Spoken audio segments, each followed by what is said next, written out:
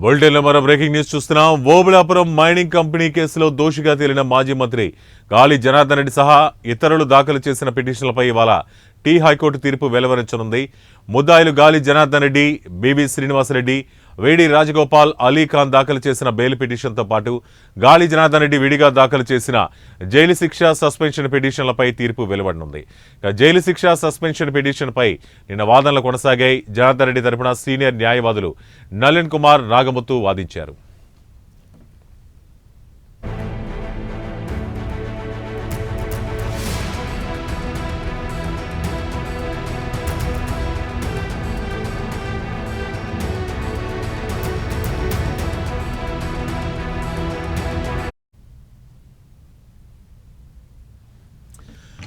Petitioner ఇప్పటికే 50% పైగా అంటే 3.5 ఏళ్ల పాటు జైలు జీవితం అనుభవించారని తెలిపారు.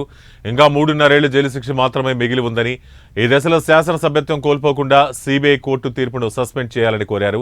శాసనసభ సభ్యత్వాన్ని రద్దు చేస్తూ ఇప్పటికే కర్ణాటక అసెంబ్లీ కార్యదర్శి గత నెలలో నోటిఫికేషన్ జారీ చేశారని, ఖాళీ అయిన స్థానానికి ఎన్నికల నోటిఫికేషన్ ఇస్తే కోలుకోలేని నష్టం కలుగుతుందని పేర్కొన్నారు.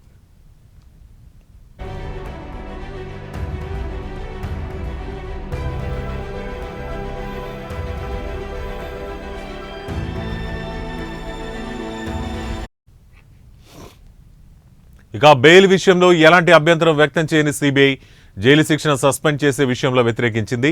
జస్టిస్ కె లక్ష్మణ్ ధర్మాసనం ఇవాళ ఆదేశాలు వెలువరిస్తారని పేర్కొంది. ఇదే కేసులో నిందితులుగా ఉన్న ఐఏఎస్ శ్రీలక్ష్మి పిటిషన్ సైతం ఇవాళ విచారణ జాబితాలో లిస్ట్ అయింది.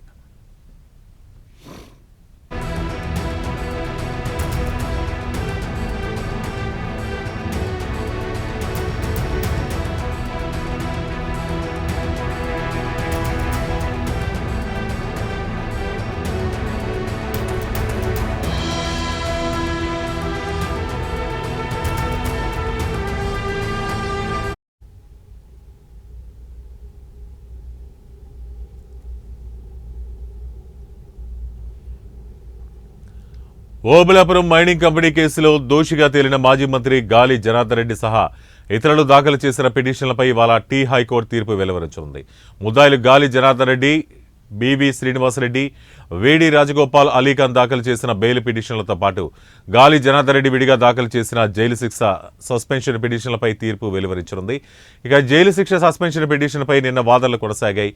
జనార్దన్ రెడ్డి తరపున సీనియర్ న్యాయవాదులు నలిన్ కుమార్, నాగముత్తు వాదించారు. పిటిషనర్ ఇప్పటికే 50% పైగా అంటే 3.5 ఏళ్ల పాటు జైలు జీవితం అనుభవించారని తెలిపారు. ఇంకా 3.5 ఏళ్ల జైలు శిక్ష మాత్రమే మిగిలి ఉందని, ఈ దశలో శాసనసభ్యత్వం కోల్పోకుండా సిబిఐ కోర్టు తీర్పును సస్పెండ్ చేయాలని కోరారు.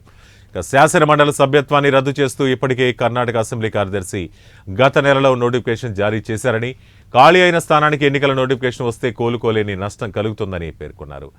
ఇక ఇదే కేసులో నిందితురాలుగా ఉన్న ఐఏఎస్ శ్రీలక్ష్మి పిటిషన్ సైతం ఇవాళ విచారణ జాబితాలో లిస్ట్ అయింది.